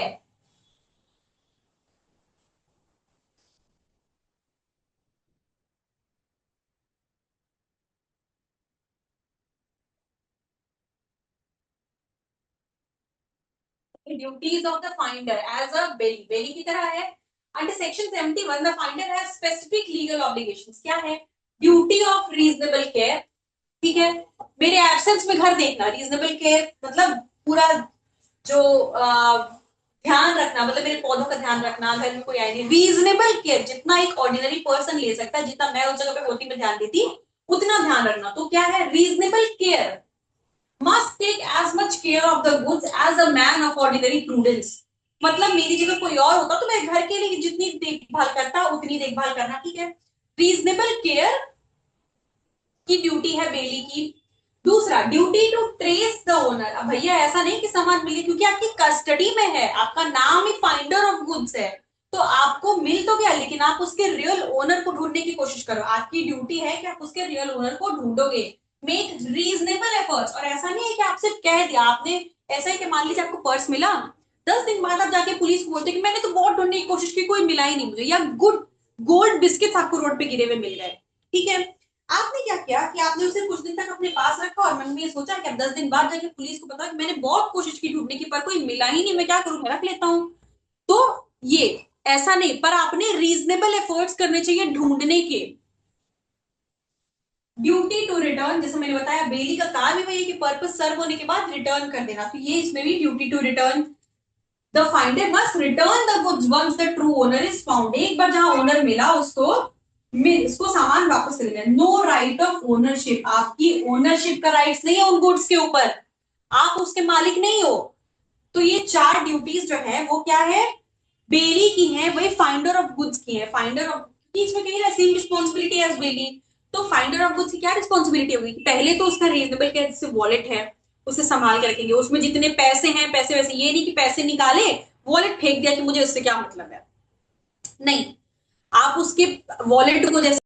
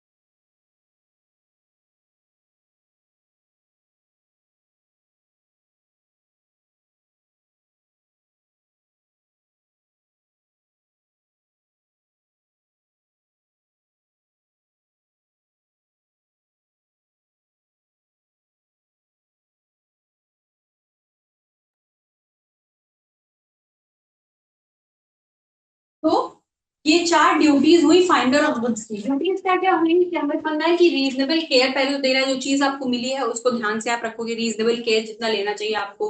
फिर उसको रिटर्न करने की ड्यूटी, कि जो जिसका है वो आप एक्चुअल ओनर को ढूंढने की कोशिश करो और उसे, ताकि वो चीज रिटर्न की जा सके। Third, duty to trace the owner, पहले तो मालिक को ढूंढने की कोशिश करो रियल ओनर की, और सिर्फ कहने के लिए नहीं, आपने एक्चुअल एफर्ट्स किए ढूंढने के लिए। And the last, no right of ownership, वो जो चीज मिली है उस पर आपका कोई राइट, ओनरशिप, मालिक का हक आपका नहीं है। अब फाइंडर के कुछ राइट्स भी होते हैं। अभी राइट्स, ये तो हमने ड्यूटीज की बात की। फाइंडर ऑफ बुक, जैसे मैंने कहा, अपने आप में एक कॉन्सेप्ट है। ये तो एक सेक्शन से छोटा सा एक लाइन बता दिया कि भैया ये क्वाजी कॉन्ट्रैक्ट का एक टाइप है, जिसमें जो फाइंडर है किसी गुड्स का, मतलब वो इंसान जिसे किसी और की कोई चीज मिलती है, उसे उसकी रिस्पॉन्सिबिलिटी जो है वो बिल्कुल बेली की तरह होगी। अब बेली का हमें पता है कि पर्पस सर्व होने के बाद उसे रिटर्न करना होता है। पर फाइंडर ऑफ गुड्स अपने आप में कॉन्सेप्ट है। अब जैसे हमने समझा कि भाई जिसे कोई चीज मिली जो किसी और की है, उसे हम फाइंडर कह रहे हैं, ठीक है। उसकी जो ड्यूटी है, उसकी जो रिस्पॉन्सिबिलिटी है, वो बेली की तरह होती है एज पर सेक्शन 71, ठीक है। ये एक कॉजी रिलेशनशिप है between the finder and the owner. अब इसमें ड्यूटीज क्या क्या है कि भाई आपको जो चीज मिली, पहले तो उसका आप ध्यान रखोगे, ठीक है। उसके रियल ओनर को ढूंढने की कोशिश करोगे, और ताकि उसे आप चीज रिटर्न कर सको। लेकिन जो गुड्स हैं उस पे आपका कोई ओनरशिप राइट नहीं है, आपकी चीज नहीं है वो, आपका कोई मालिकाना हक नहीं है। लेकिन इसके साथ ही साथ आपके कुछ राइट्स भी बनते हैं, क्योंकि आपको वो चीज मिली है तो आपके कुछ राइट्स बनते हैं। अब जैसे क्या, कुछ ड्यूटीज है तो कुछ राइट्स भी हैं। Right to retain, right to retain में क्या है, the finder can keep the goods against everyone except the true owner. बाकी अगर मान लीजिए आपने बहुत ढूंढने की कोशिश की, जैसे उसमें क्या था, duty to find the true owner, to trace the true owner, ठीक है, ये ड्यूटी है फाइंडर की। अब बहुत कोशिश करी, रीजनेबल बहुत कोशिश करी, लेकिन इन सब के बावजूद भी अगर आपको ओनर एक्चुअली नहीं मिला, ठीक है, आपने बहुत कोशिश करी, बहुत एफर्ट्स किए, पर आप ओनर को नहीं ढूंढ पाए, तो उस केस में आपका क्या राइट बनता है कि आप उस गुड्स को फिर अपने पास रख सकते हो। Duty to, right to retain, retain मतलब अपने पास रख लेना। बहुत सारे टर्म्स हैं जिनका बहुत सिंपल सिंपल मीनिंग है। जैसे रिस्टोर का मतलब जो पोजीशन, रियल पोजीशन थी, रियल स्टेटस था, वहां पे पहुंचाना, रियल पोजीशन में, प्रीवियस पोजीशन में, सॉरी। देन रिटेन, रिटेन मतलब अपने पास रख लेना। तो right to retain, right to retain क्या कहता है कि भाई जो रियल ओनर है उसके अलावा, अगर रियल ओनर आपको मिल जाता है तब तो आप दे ही दोगे उसको, क्योंकि ड्यूटी है आपकी कि भाई to trace the owner and to return, ठीक है। तो अगर मिल जाता है रियल ओनर तब तो आपकी ड्यूटी है कि आप उसे दे दो। लेकिन अगर नहीं मिलता है तो एक्सेप्ट द ओनर, बाकी दुनिया के सारे इंसान के अगेंस्ट आपके पास ये राइट है कि आप उसे रख सकते हो। मतलब ये बेसिकली कि अगर आपको जो रियल ओनर है वो नहीं मिलता है, वो नहीं मिला, तब आप फिर किसी और को नहीं देंगे, आपकी ये राइट है कि आप उसको अपने पास रख सकते हो। दूसरा, राइट टू कॉम्पनसेशन। अब राइट टू कॉम्पनसेशन क्या है, the finder is entitled to be reimbursed for expenses incurred to preserve the goods और फाइंड द ओनर। अब ये एक चीज कह रहा है, मतलब क्या कि भाई मैंने तो कोशिश करी, मैंने बहुत कोशिश करी ढूंढने की, कितनी मेहनतों के बाद मुझे इसके रियल ओनर मिले, ठीक है। तो या तो उस चीज को, जैसे हमने कहा कि रीजनेबल केयर के साथ रखने की ड्यूटी है फाइंडर की, ठीक है। रीजनेबल केयर के साथ, जैसे कोई पेट है, ठीक है, उस पेट को भाई आपको अच्छे से, उसको किसी स्पेसिफिक कंडीशन से सफर करता है। मान लीजिए किसी का कोई डॉग है, किसी स्पेसिफिक कंडीशन से सफर कर रहा है, जिसके लिए उसे इंजेक्शन लगते हैं हर 15 डेज पे, या उसे एक मेडिकेशन रहता है, उसका मेडिकेशन चलती है उसके लिए। तो उसे वो सब, अब हमने कहा कि भाई ड्यूटी है फाइटर की रीजनेबल केयर करना, या तो उसे वो इंजेक्शन हर 10 डेज पे लगवाने होंगे, या वो मेडिकेशन देनी होगी, उसके लिए उसका ध्यान रखने के लिए जो एक्सपेंसेस आएंगे, उसके रीइंबर्समेंट, उसकी कॉम्पनसे, उसके लिए उसको कॉम्पनसेट किया जाए, ये उसका राइट है, ठीक है। या तो उसको मेंटेन करने के लिए, उसको रीजनेबल केयर में जो एक्सपेंस लगे उसके लिए, या फिर जो ओनर है, रियल ओनर को ढूंढने में, टू ट्रेस द ओनर, जो एक्सपेंसेस लगे इनके लिए भी, जो भी एक्सपेंस आया है उसकी लिए वो कॉम्पनसेट हो सके, उसका वो राइट है। The finder is entitled to be reimbursed for expenses incurred to preserve the goods. पहला, रीजनेबल केयर करने में, अगर प्रिजर्व करने में कोई खर्च लगा है तो उसके लिए भी कि उसको उसका कॉम्पनसेशन दिया जाए। या दूसरा, जो रियल ओनर है उसको ट्रेस करने में जो एक्सपेंसेस अगर लगे हैं, मान लो आपने हर जगह पोस्टर्स लगवाए कि भाई इस डॉग की फोटो के साथ कि इसके ओनर कौन है, हर जगह पे पता कराया, लोगों को हायर किया कि पता करो, फोटोज दिखा के डॉग की बहुत सारे लोगों को दे दिया कि भाई पता करो कि इसके ओनर कौन है, तो आपका जो एक्सपेंस आया इसके लिए भी आपको कॉम्पनसेट किया जाए, ये भी आपका राइट है। अब एक है right of lien. Right of lien क्या होता है? राइट ऑफ लियन का मतलब है the finder can refuse to return the goods until the expenses are paid. अब ये लियन का जो कॉन्सेप्ट है ये भी थोड़ा बहुत रिटेन के जैसा है, ठीक है। रिटेन क्या कहता है कि भैया राइट टू रिटेन कह रहा है कि जो अगर ओनर है उसको तो आप दे दोगे, उसके अलावा दुनिया के किसी इंसान के अगेंस्ट आपके पास राइट टू रिटेन है, मतलब सामान रख सकते हो और किसी को देने की जरूरत नहीं है, ठीक है। राइट ऑफ लियन कहता है कि भाई आपका जो खर्च आया आपको वो दे मिलना आपका राइट है, एंटाइटल्ड उस चीज के लिए। अगर वो नहीं दिया जाता है, अगर वो एक्सपेंसेस जो है वो रिइंबर्स नहीं होते हैं, तो राइट टू लियन आपके पास है, मतलब वो जो गुड्स है उसका आप अपने पास, मेरा पैसा चुकाओ सामान लेके जाओ, जैसे वो कहा ना जूते दो पैसे लो, वैसे ही अपना मेरा पैसा चुकाओ और सामान लेके जाओ, वरना अगर पैसे भी नहीं दोगे तो तुम्हारा सामान भी फिर नहीं मिलेगा। until the goods are returned, until sorry expenses are paid, तब तक कब तक है? जब तक कि जो एक्सपेंस है जितना खर्च आया वो उसे मिल नहीं जाता, जब मिल जाता है तो राइट टू लियन खत्म हो जाता है, उससे फिर वो चीज रिटर्न कर देंगे, ठीक है। और राइट टू रिवॉर्ड, अब ये क्या है? The owner offered a specific reward the finder can sue for it and retain the goods until paid. अब क्या है कि भैया ओनर जो है उसने अगर कोई स्पेसिफिक अवार्ड रखा, ठीक है, जिसका सामान था उसने कोई स्पेसिफिक अवार्ड रखा है, तो उस केस में the finder can sue for it and retain the goods at the paid.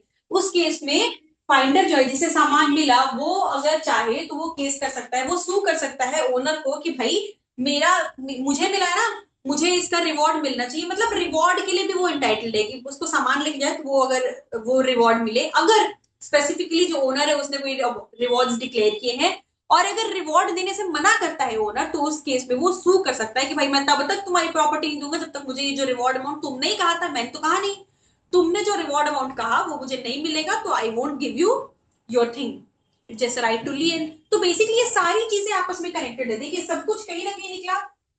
पहली चीज तो हमें हम बहुत, क्योंकि फाइंडर है तो हम बहुत इसको रीजनेबली कनेक्ट कर सकते हैं कि अच्छा फाइंडर है तो ड्यूटी क्या बनेगी कि पहले तो ढूंढो ओनर को और ढूंढ के उसको लौटाओ, तो ये दो हो गया, to trace the owner and return the goods, दो चीजें हो गई। तीसरा, जब तक मिलता नहीं ओनर उसका ध्यान रखने का, रीजनेबल केयर, ये सारी चीजें, ये ड्यूटी मेन निकल के आ गई, ठीक है। अब हम आते हैं राइट्स पे, तो राइट्स क्या है कि भाई अगर ओनर मिल गया तब तो ठीक है, नहीं तो फिर सामान अपने पास रख लो, राइट टू रिटेन, फिर किसी को देने की जरूरत नहीं, कोई और क्लेम नहीं कर सकता है, तो वो आपकी चीज हो जाएगी। उसके बाद फिर क्या है कि अगर आपकी कोई एक्सपेंसेस आए हैं तो आपका राइट है कि आपको कॉम्पनसेट किया जाए, अगर कॉम्पनसेट नहीं किया जा सकता तो आपके पास राइट टू लियन है कि उसको अपने पास रख लो, जब तक कि पेमेंट नहीं करोगे वो मेरे पास रहेगा, पेमेंट होते ही आप उसको दे दो, ये आपका राइट है, ठीक है।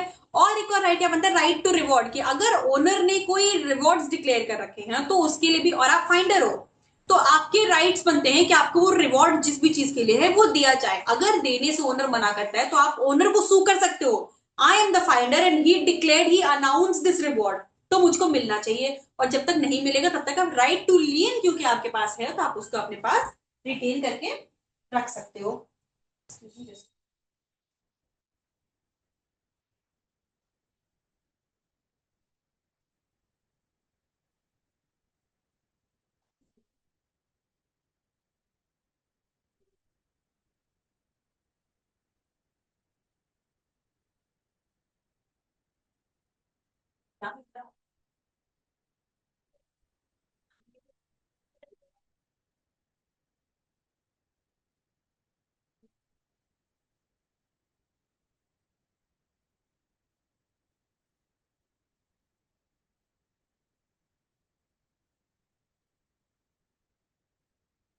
ये हो गया, तो हमने देखा फाइंडर कौन है, फाइंडर की राइट्स एंड फाइंडर की ड्यूटीज, ठीक है।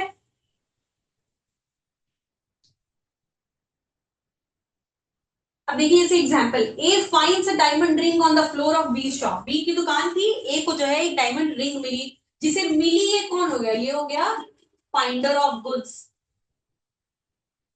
इसे मिली ना। Now A gives it to B to keep, अब ए क्या करता है, बी को वापस दे दिया, until the owner is not found, the owner is never found,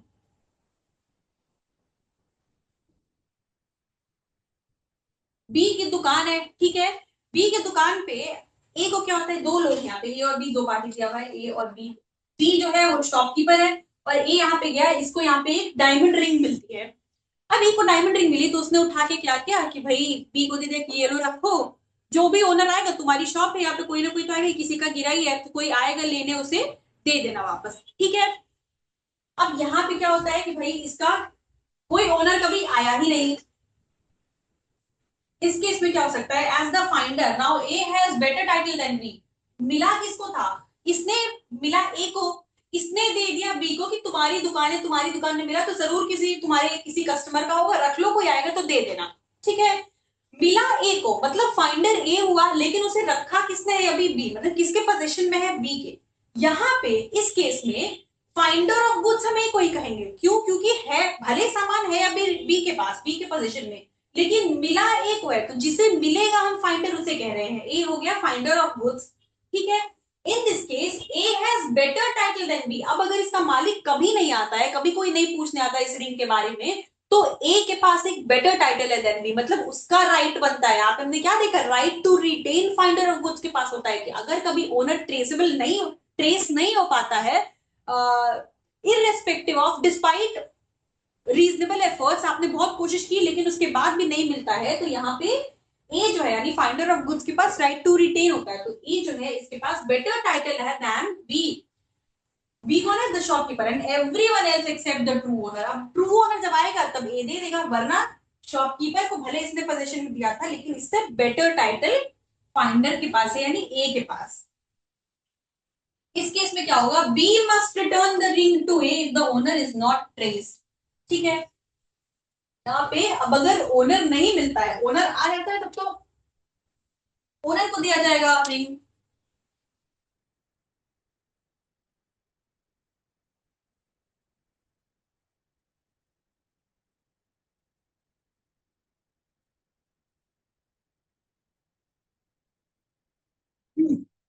लेकिन अगर ओनर का पता नहीं चलता है तो बी को आइडियली रिटर्न कर देनी चाहिए रिंग जो है वो ए को यानी फाइंडर को। और ये कौन सा, ये जो एग्जांपल दिया देखा आपने, ये एक केस के फैक्ट्स हैं, केस के फैक्ट्स है, केस का डिसीजन। केस का नाम क्या है, आर्मरी वर्सेस डेलामाइन, ये केस है, केस का नाम है।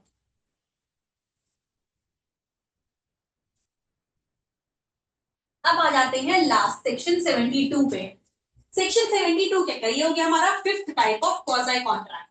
72 क्या कह रहा है, liability of person to whom money is paid, ठीक है, जिसे दिया गया है, or thing delivered by mistake or under coercion.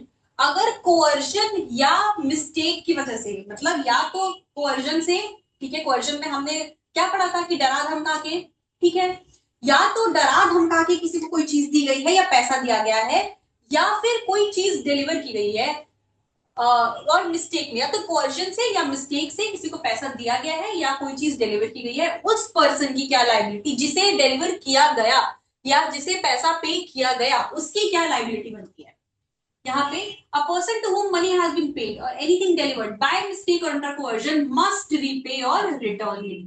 क्या कह रहा है कि भाई जैसे ए और बी दो पार्टी हैं, ठीक है, अब यहाँ पे क्या हुआ कि गलती से इसने कोई सामान बी को डिलीवर करा दिया बाय मिस्टेक, ठीक है।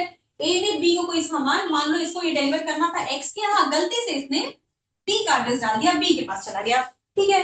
अब जिसके पास गलती से चला गया है, बाय मिस्टेक और बाय कोअर्जन दोनों क्या है, मिस्टेक, ठीक है, मिस्टेक का एग्जांपल, गलती से जिसके पास डिलीवर हो गया है, पहुंच गया है, इसकी क्या लाइबिलिटी बनती है कि भाई जिसका सामान है उसे ये वापस रीपेमेंट कर दे, पैसा हो अगर तो रीपेमेंट कर दे, या सामान है तो रिटर्न कर दे, मतलब बी जो है वो वापस ए को सामान लौटा दे, यही है। तो ये देखिए ये सारे एग्जांपल्स, मतलब ये सारे सेक्शंस में हमने देखा कोई फॉर्मल कॉन्ट्रैक्ट नहीं है, कोई कॉन्ट्रैक्ट बना क्या ए और बी के बीच, नहीं, कोई कॉन्ट्रैक्ट नहीं, पर गलती से सामान पहुंच गया, तो क्योंकि ये नेचर इनका ऐसा है, क्योंकि कोर्ट प्रिंसिपली हमने देखा, प्रिंसिपली कहते हैं कि भैया एक की गलती है, मतलब एक के कॉस्ट पे दूसरे को क्यों फायदा हो, तो इस प्रिंसिपल को अप्लाई करते हुए कोर्ट कहता है कि भले कोई फॉर्मल कॉन्ट्रैक्ट नहीं है लेकिन इसका इन्फोर्समेंट कॉन्ट्रैक्ट की तरह होगा। अब जैसे इस केस में मान लीजिए बी जो है वो रिटर्न नहीं करता है, ए से तो गलती से गुड्स चले गए बी के यहाँ, पर अगर बी बी की क्या लाइबिलिटी है कि इसको रिटर्न करता है, पर अगर बी रिटर्न नहीं करता है तो फिर यहाँ पे कोर्ट जो है, ए जो है वो कोर्ट के पास जाएगा, बोलेगा भैया ऐसा है, मेरा सामान गलती से चला गया और अभी रिटर्न ही नहीं कर रहे हैं, तो कोर्ट फिर एनफोर्स कराएगा कि नहीं, यू हैव टू रिटर्न। ठीक है। रीजन क्या है इसके पीछे, recipient has no legal or moral title to the benefit, इसका है ही नहीं तो उसके बेनिफिट का राइट्स ही नहीं बनता है। ठीक है, जिसके पास पहुंचा गुड्स, जिसे पेमेंट हुआ, उसके पास जैसे यूपीआई का ट्रांजैक्शन होता है, it's a very common, it is very common these days. ठीक है, क्या क्या होता है कई बार, जैसे मान लो आप कहीं गए हो पेमेंट कर रहे हो, ठीक है, पेमेंट का या नंबर डालना, किसी नंबर से पेमेंट करना है, नंबर आपको डालना है, गलती से एक डिजिट पे अगर गलत होगा, लास्ट डिजिट, तो गलत इंसान के पास चला जाएगा पैसा। वो पैसा अगर चला गया किसी के पास, ठीक है, तो गलती से चला गया है वो, अब उस पर्सन की क्या रिस्पॉन्सिबिलिटी बनती है, सेक्शन 72 क्या कहता है, भैया गलती से पेमेंट हो गया, मुझे उसको पैसे को रीपे करो, वो रीपे करना उसकी रिस्पॉन्सिबिलिटी बनती है, क्योंकि वो पैसा उसका है नहीं। तो नाउ यू नो, अगर गलती से अब पेमेंट हो जाता है, अब आप सामने वाले को कह सकते हो कि भाई ऐसा है कि ये सेक्शन के अंडर आप नहीं रिटर्न करोगे तो आप गलत कर रहे हो। कंडीशन क्या दे रखे हैं, दो, या तो मिस्टेक या coercion. Mistake must be the cause of the payment या डिलीवरी, गलती से हो गया है, लेकिन कौन सा गलती, क्या दोनों, mistake of fact, mistake of law, कौन सा, तो इसका ये कि covers both mistake of fact and mistake of law, इस पहले से एक सेक्शन में जिसमें दोनों को कवर किया, मिस्टेक ऑफ फैक्ट और मिस्टेक ऑफ लॉ दोनों कवर कर रहा है इसमें। और दूसरा आता है कोर्जन। ठीक है, कोर्जन क्या है, coercion in quasi contract refers to money paid during pressure, duress और prevent any immediate legal injury, मतलब डर के कुछ किया गया है तो इसमें कवर हो जाएगा। जैसे एग्जांपल देखिए क्या है, an electricity company threatens to cut off a person's power supply unless they pay an illegal surcharge। भाई अगर तुम मुझको, जिसको करप्शन का, जैसे मान लीजिए एग्जांपल कि ऊपर से एक्स्ट्रा सरचार्ज आप नहीं दोगे तो आपके इलेक्ट्रिसिटी का सप्लाई काट दिया जाएगा। अब यहाँ पे मान लीजिए इस केस में अगर इंसान पैसे दे रहा है, एक्स्ट्रा पैसे दे रहा है, फिर क्या है, कोर्शन से ही तो पैसे दिए जा रहे हैं, डरा के उससे करवाया जा रहा है, तो यहाँ पे आइडियली बनता क्या है, ऑल्दो पॉसिबल नहीं है, जब डरा के ही इसे किया जा रहा है तो रिटर्न नहीं करेगा, लेकिन सेक्शन क्या कहता है कि कोर्शन से है तो उसे रिटर्न करना होगा। मतलब ये कि the party can recover that money under section 72, case करेंगे अगर तो कोर्शन से हुआ रिकवरी हो सकती है।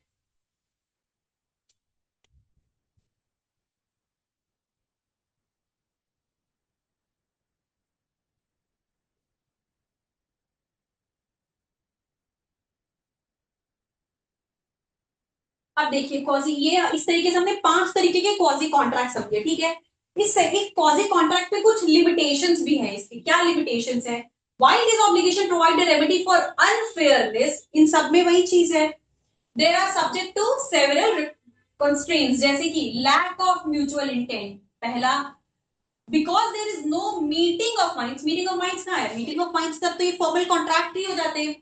The scope of obligations is often vague and subject to intense legal dispute। भाई अब कोई कॉन्ट्रैक्ट है नहीं, सामने वाला उस चीज को किस तरीके से ले रहा है, डिनाई करेगा, एक्सेप्ट करेगा, ये सारी चीजें बहुत ब्लरी हो जाती हैं। तो पहला रिस्ट्रिक्शन तो ये हो गया। दूसरा, burden of proof, proving unjust enrichment is legally complex. अब देखिए थ्योरेटिकली तो भाई कह दिया कि अच्छा ठीक है, प्रिंसिपल ये है कि एक के कॉस्ट पे दूसरे को नहीं होना चाहिए, कोर्ट ही प्रिंसिपल अप्लाई करता है, करता जरूर है कि इसी प्रिंसिपल के बेसिस पे ही इसका इन्फोर्समेंट होता है, लेकिन थियोरिटिकली बात करना और प्रैक्टिकली देखना दोनों में बहुत अंतर होता है। इस चीज को प्रैक्टिकली प्रूव करना बहुत मुश्किल हो जाता है, बहुत कॉम्प्लेक्स हो जाता है। The Clement must prove that not just that benefit was given but that it's retention is specifically unjust. भाई ऐसा ही नहीं कि बेनिफिट हुआ है पर वो अनजस्ट तरीके से उसे रिटेन करके रखा गया है, ये जो प्रोसेस प्रूव करना है ना, ये बहुत डिफिकल्ट होता है। और कुछ एप्लीकेबिलिटी में और क्या इसके रिस्ट्रिक्शंस है, वो ये कि जहां वैलिड कॉन्ट्रैक्ट है वहां पे नहीं आएगा। ठीक है, ये सारी चीजें इसमें है।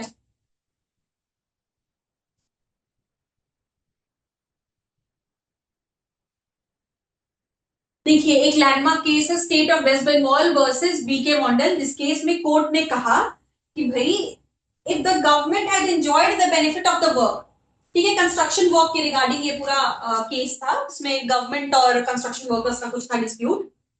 सो कोर्ट ने कहा कि the government has enjoyed the benefit of the work and the work was not done gratuitously. Gratuitously तो ऑफ कोर्स नहीं था भाई, क्या है, नॉन ग्रेचुitous एक्ट है ना वो। कोई अगर कंस्ट्रक्शन के काम में कंस्ट्रक्शन का काम वर्कर्स कर रहे हैं तो वो पैसे क्यों से कर रहे हैं, फ्री की सर्विस थोड़े कर रहे हैं।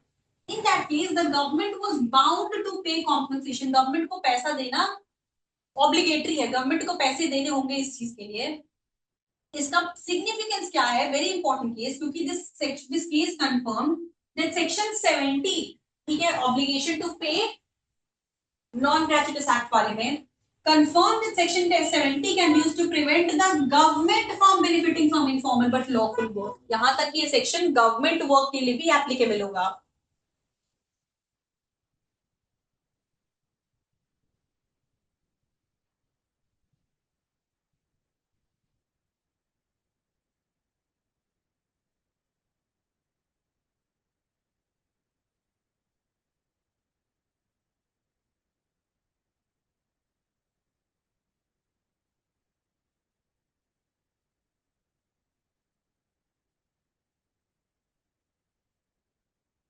अब देखिए, जैसे कि हमने देखा कि क्वाजी कॉन्ट्रैक्ट का कॉन्सेप्ट इसके साथ हमारा कवर हो गया।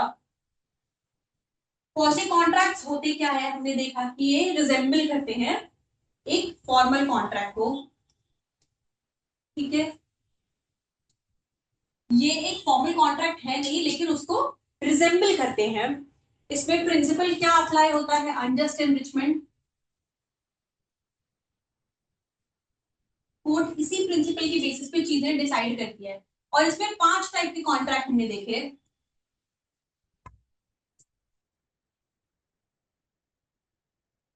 अभी 5 टाइप के क्या क्या कॉन्ट्रैक्ट होते हैं। सबसे पहले सेक्शन 68 से क्या है,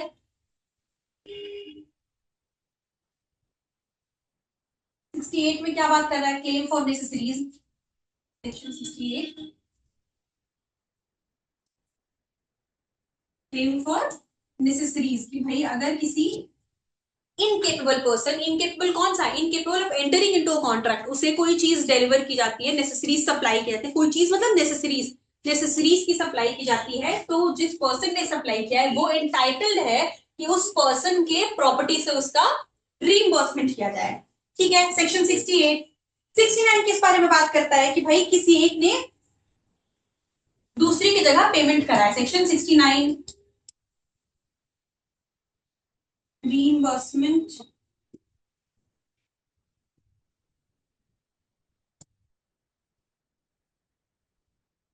of person paying in behalf of another। ठीक है, इसका क्या मतलब हुआ, हमने यहाँ पे देखा कि भाई अगर एक पर्सन दूसरे के बिहाफ पे आके ड्यू जो है, दूसरे का ड्यू है उसको क्लियर करता है, पर कौन से ड्यू, ऐसा जिसमें वो इंटरेस्टेड है। And when we talk about interested, कैसा इंटरेस्टेड, क्या उस ट्रांजैक्शन उस मनी में इंटरेस्टेड है, नहीं, पर उस ट्रांजैक्शन में इंटरेस्टेड है, उसके सब्जेक्ट मैटर में इंटरेस्टेड है, क्योंकि वो उससे कहीं ना कहीं उस अगर वो ट्रांजैक्शन नहीं होगा तो वो लॉस पे आ जाएगा, चाहे वो उसकी प्रॉपर्टी का लॉस हो या उसको फाइनेंशियल किसी तरीके के वो रिस्क पे आ जाएगा। तो वो अगर पेमेंट करता है दूसरे के बिहाफ पे, इस केस में वो एंटाइटल्ड है रीइंबर्समेंट के लिए, जिसके बिहाफ पे पेमेंट किया वो उसको रीइंबर्स होने करने के लिए वो लायबल है। तीसरा आता है सेक्शन 70। 70 किस बारे में बात करता है, non ग्रेचुitous act.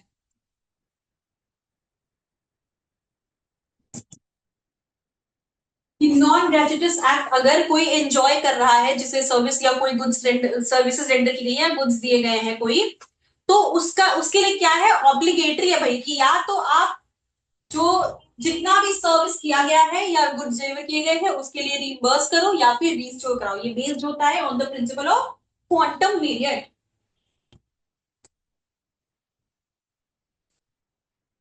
Fourth type, fourth type क्या होता है, फाइंडर ऑफ गुड्स।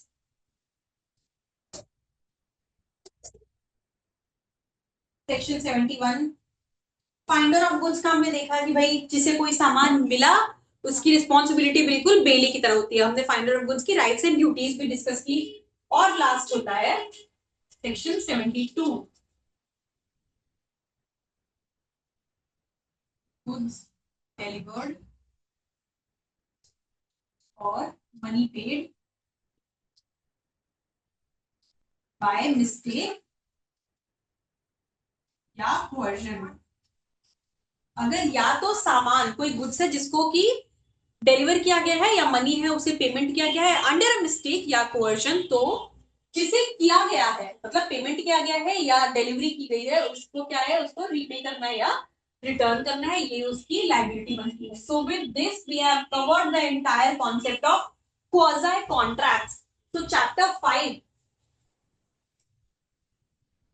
5 जिसमें कि बहुत छोटा सा जो चैप्टर है बात करता है सेक्शन 68 से लेके 72 तक की, ये बात करता है ऐसे कॉन्ट्रैक्ट की जो कि रिजेंबल करते हैं कॉन्ट्रैक्ट को, ऐसे रिलेशनशिप की जो रिजेंबल करते हैं कॉन्ट्रैक्ट को, जिन्हें हम क्वाजी कॉन्ट्रैक्ट कह रहे हैं। So with this we have covered this entire chapter. अब बचा हमारा चैप्टर 6 जो कि बहुत छोटा सा चैप्टर है जिसमें कॉम्पनसेशन की बात की है, जिसे हम कॉन्सेप्चुअली हमने ऑलरेडी डिस्कस कर लिया है। तो will be discussing the sections in the next lecture, जिसके बाद हमारा ये पूरा पार्ट 1 कॉन्ट्रैक्ट कंप्लीट हो जाए, जिसके बाद हम स्पेसिफिक कॉन्ट्रैक्ट्स पे एंटर कर जाएंगे। यू कैन सी सेक्शन 75 के बाद 75 के बाद ये पूरा नहीं है, and then will be starting with 124 indemnity and contract chapter 8 से। So that's all for today. I think I have made this clear. In case of any queries, please do reach us to us on judicial law classes। हमारे contact numbers हैं, आप हमें reach कर सकते हैं, हमारे email ID and website के through हमें contact कर सकते हैं। So if you have any queries, please reach out to us and stay connected and stay healthy and thank you all.